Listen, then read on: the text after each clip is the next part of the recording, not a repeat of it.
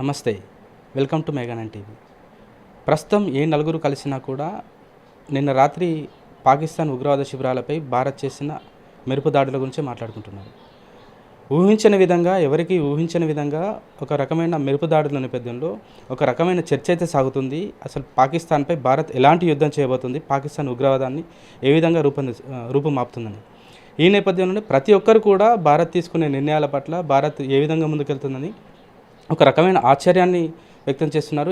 ఏ విధంగా ఉంటుందని చెప్పేసి ఇప్పటికే పలువురు రాజకీయ నేతలతో పాటు సినీ ప్రముఖులు కూడా భారత్ ఆర్మీ నిన్న చేసిన దాడులను సమర్థిస్తున్నారు. పాకిస్తాన్కి ఈసారి గట్టి దెబ్బ కొట్టాలి, గట్టిగా బుద్ధి చెప్పాలనే సంకల్పం అయితే వాళ్ళలో కనిపిస్తుంది.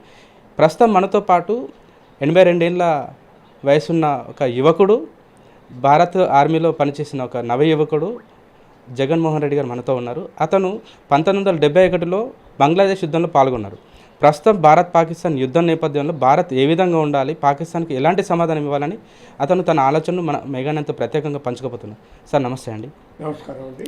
నిన్న రాత్రి పాకిస్తాన్ ఉగ్రవాద శిబిరాలపై భారత్ 9 శిబిరాలపై దాడులు చేసింది. దగ్గర 100 నుంచి 110 మంది ఉగ్రవాదులు హతమయ్యారు. ఈ ఎపిసోడ్ని మనం ఏ విధంగా చూడాలి?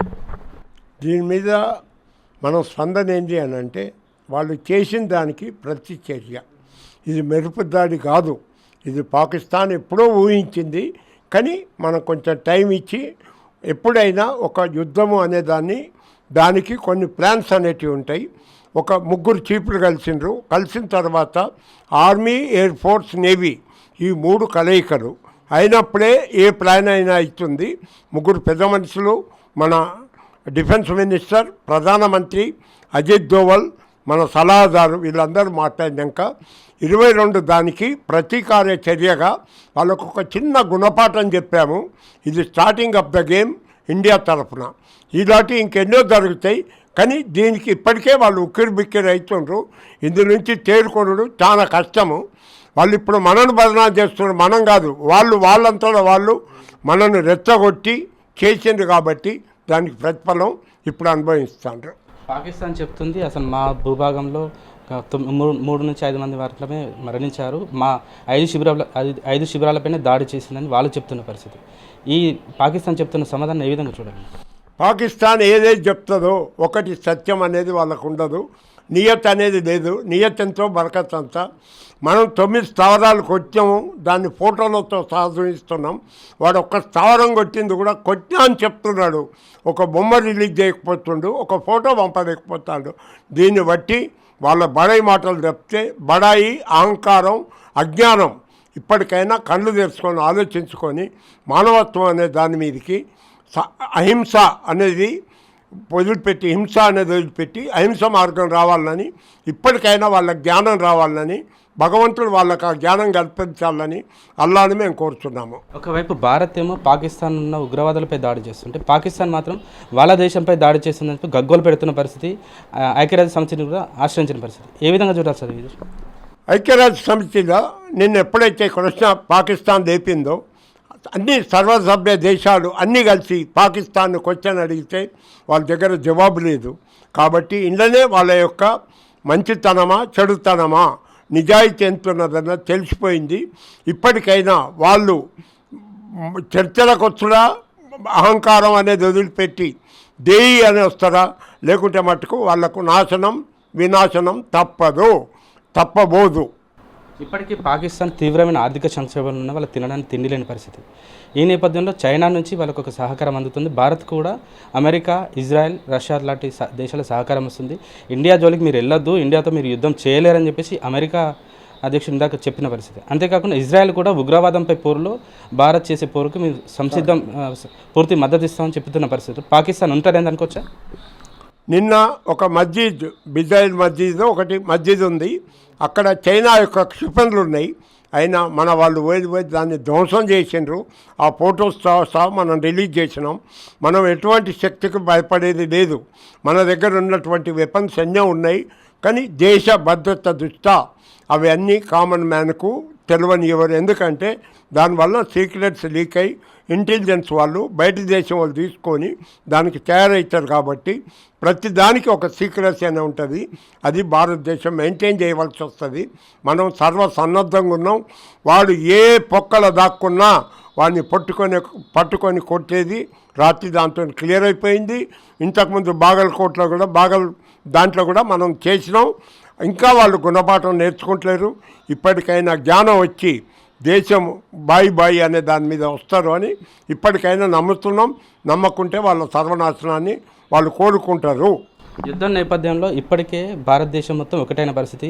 పలు రాజకీయ పార్టీలు కూడా భారత ఆర్మీ నిన్న చేసిన వాటిని చర్యను సమర్థిస్తున్న పరిస్థితి. ట్విట్టర్లో సోషల్ మీడియా వేదిక వాళ్ళు సమర్థిస్తున్నారు. పాకిస్తాన్ ఒకవైపు మా 3 సైనికులను మట్టుబెట్టింది మన భారత్ సంబంధించి ఎల్ఓసి వద్ద.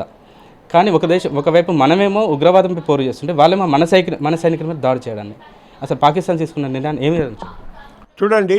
యుద్ధము అనేది ఇది కామన్ మ్యాన్. ఇప్పుడు మీరు 3 సైనికులు అంటుండ్రు. జమ్మూ కాశ్మీర్లో ఎన్నేళ్ల నుంచో 370 ఆర్టికల్ ఈ ఆర్టికల్ అని చెప్పి అక్కడ 3 కాదు 30 మంది తెచ్చినా ఎవరు పట్టించుకోలేదు. ఇప్పుడు అనుకోని సంఘటనల పాకిస్తాన్ గగ్గోలు పెట్టినా ఏం కాదు. మనకు కూడా మన సైన్యం కూడా చనిపోయేటందుకు తయారున్న భారతం నాటును కాపాడేందుకు సర్వసన్నద్ధంగా ఉన్నారు. కాబట్టి ఈ పరిస్థితులల్లో ఏ దేశం చేసినా మన దేశంది అప్పర్ హ్యాండ్ అవుతుంది. ఇప్పుడు ఏదైతుందో చైనా వాళ్ళ వెపన్స్ ఉన్నా కూడా దాన్ని కూడా మనం రాత్రి ధ్వంసం చేసి వచ్చినాం. చైనా లేదు, ఎవరు లేదు.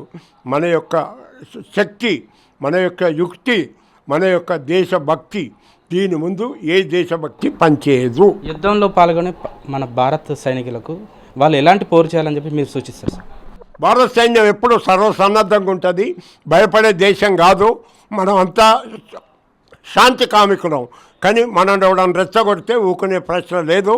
మనం సర్వసన్నద్ధంగా ఉన్నాం. ఎటువంటి దానికైనా కామన్ ఎవరైతే ప్రజలు ఉన్నారో భయపడవలసిన పరిస్థితి లేదు. వాళ్ళ యొక్క ధర్మాన్ని కాపాడుకుంటా దేశ ప్రజలను మంచి అనే దాని మీద పోయినట్టయితే వాళ్ళు కూడా నిస్సంకోచంగా పోయే ఆర్మీ వాళ్లకు మనోధైర్యం ఇచ్చుకుంటా మేము మీ ఎంట ఉన్నామని ఒక సందేశం ఇచ్చినట్టయితే భారతదేశం అనేది సూపర్ పవర్ ఇన్ వరల్డ్ కాబోతుంది. ఇప్పటికే మాజీ సైనికులు కొంతమంది యుద్ధం అంటూ వస్తే మాకు పిలుపొస్తే మేము కూడా భారతదేశం కోసం పోరాటం చేస్తాం, యుద్ధంలో పాల్గొంటామని చెప్తున్న పరిస్థితి. 82 ఏళ్ల వయసులో మీకు పిలుపొస్తే మీరు వెళ్తారా? ఇప్పుడు ఏంటి అని అంటే ఎవరైతే సైన్యం నుంచి రిలీజ్ అయిన తర్వాత 2 years వాళ్ళకు అది ఒక పీరియడ్ ఉంటుంది. ఆ పీరియడ్ లోపల వాళ్ళు పోవచ్చు.